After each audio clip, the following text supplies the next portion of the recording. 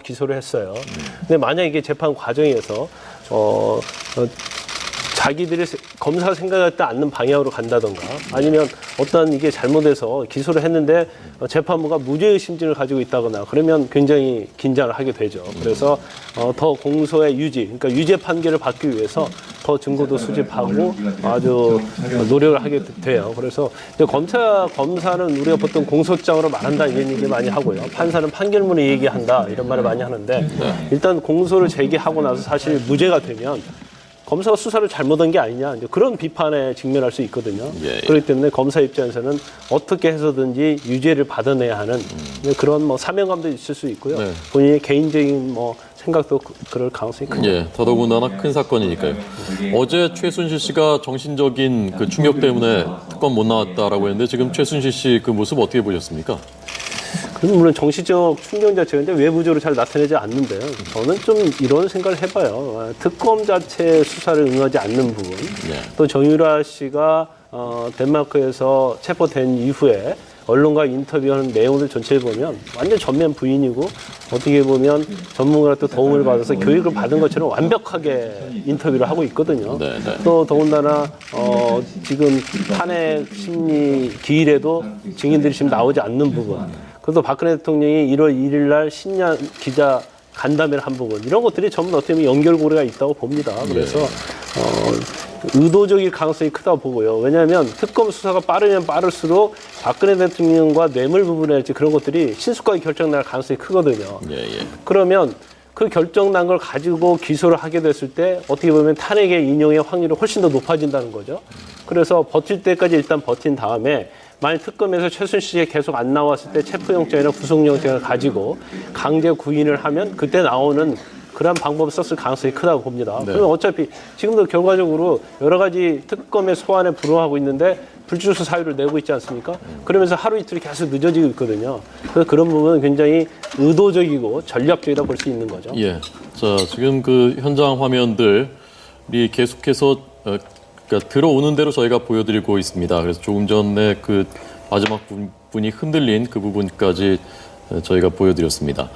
좀 이렇게 사람마다 3명의 피고인 조금씩 이제 클로즈업한 모습을 봤는데요. 정호성 전 비서관 그리고 최순실 씨는 고개를 푹 숙이고 있었고 안종범 전 수석은 고개를 들고 있다가 숙이기도 하고 지금도 보시는 것처럼 이 최순실 씨는 시종 얼굴 노출을 뭐 피하려는 것인지 아니면 어떤 뭐 심경 때문인지 고개를 완전히 숙이고 얼굴이 거의 보이지 않을 정도로 고개를 푹 숙이고 있습니다.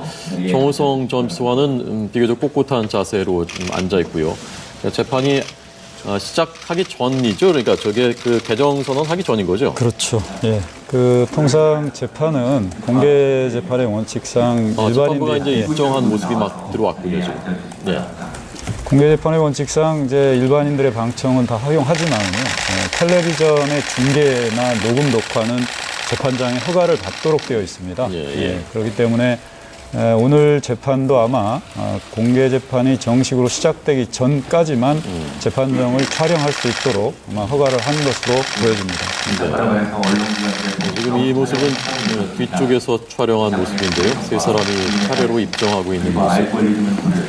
피고인들 옆에 앉아있는 분들이 피고인의 변호사라고 보면 되고요. 아마 그 뒤에 있는 변호사들도 같은 뒤에 아마 뒷줄에 있는 사람들도 다 변호사로 보입니다. 그렇군요. 자, 이 최순실 씨 오른쪽이 이경재 변호사가 앉아 있고요. 그리고 그 옆이 최순실 씨 왼쪽이 그러니까 안종범 전 수석의 변호인인 것으로 보이고요.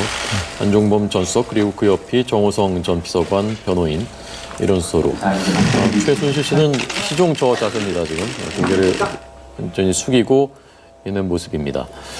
저희 오늘 재판은 꽤 길어질 것이다 예상하셨고 전체적으로 이 공판이 선고까지는 얼마 정도 걸릴 것으로 예상하십니까? 굉장히 오래 걸릴 겁니다. 그래서 저희가 이제 누누이 얘기를 하는데 탄핵 심판하고 또 제 형사 재판은 틀리거든요. 형사 재판에서는 예를 들어서 사실조회를 했는데 사실조회가 안 오면 그걸 대부분 그때까지 기다리죠. 물론 뭐 필요가 없다고 하면 중간에 결심을 할 수도 있습니다만은. 그리고 이런 부분이 있어요. 형사재판 절차에서는 예를 들어서 A라는 사람이 진술을 했는데 피고인 측에서 우리 진술을 인정할 수 없다. 그러면 A라는 사람이 법정에 나와야지 그 증거 능력이 인정되는 것이 일반적이단 말이에요. 특별히 신빙할 수 있는 상태가 아닌 이상. 그렇기 때문에 형사재판에서 특히 기록도 엄청 많고요. 또 관련된 증인도 많고 또 전문 증거라고 해서 누구한테 들었다라는 그런 내용의 진술도 상당히 많을 겁니다. 전에 들었다 전문 증거. 그렇죠. 그러면 결과적으로 신문의 어떤 반대권을 보장하기 위해서 또 말을 했다는 사람까지 다 불리하는 그런 경우가 되기 때문에 저 재판은 사실은 굉장히 오래 갈 가능성이 크다고 올해라는 보고요. 건 대략 어느 정도? 일단 일반적으로 이제 구속 기간이 6개월이거든요. 예. 그런데 다른 걸로 또 추가 범죄가 기소가 되면 또 연장을 할 수가 있어요. 그러니까 추후에 이제 특검에서 어떻게 또 어떤 범죄 사실로 추가 병합해서 기소를 하느냐 아니면 독립적으로 기소하느냐에 따라서 굉장히 달라질 수 있는데 결과적으로 이게 만약에 1심에서 오래 갈 뿐만 아니라 대법원까지 생각한다면 적어도 몇 년은 걸릴 것이다. 그렇게 보시죠. 1심만 치면 보통은 6개월 정도. 그렇죠. 통상적으로는. 네네. 그러나 더 걸릴 수도 있고 지금 이 경우에는. 그렇죠. 예. 자, 6개월이면은 우리가 지금 예컨대